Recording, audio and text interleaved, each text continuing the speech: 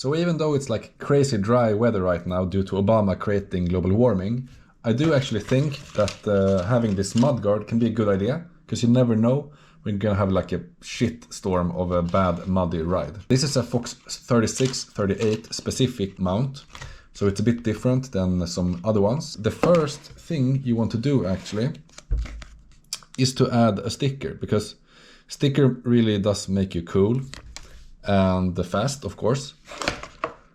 So I'm just gonna attach this like that, and then we remove this how-to guide thing, and now we're ready to deploy this one. Now normally this is what you will need when you mount a Mudguard, but Fox says no to those basic bitches, and we need a 30mm socket, a torque wrench, 5mm hex, 2mm hex, polar bear, matches, and I would actually suggest that you get some essential oils to really like get this place smelling super nice.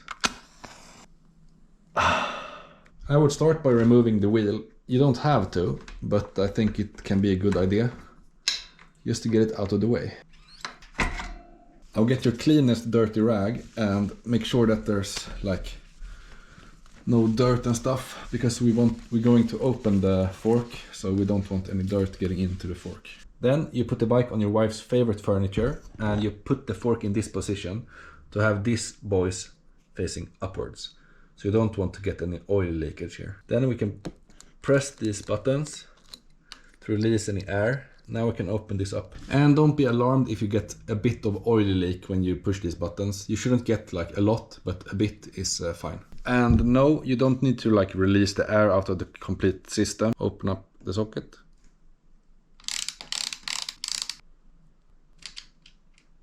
So this is what you just removed, and we need to remove this plastic spacer thing, because the guard itself is going to become that spacer, so they are the exact same width. So we just need to remove this boy.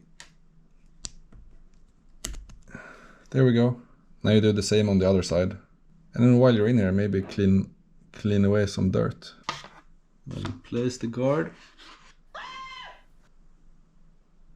You place it back in with the things. Then we go 5 Newton meters.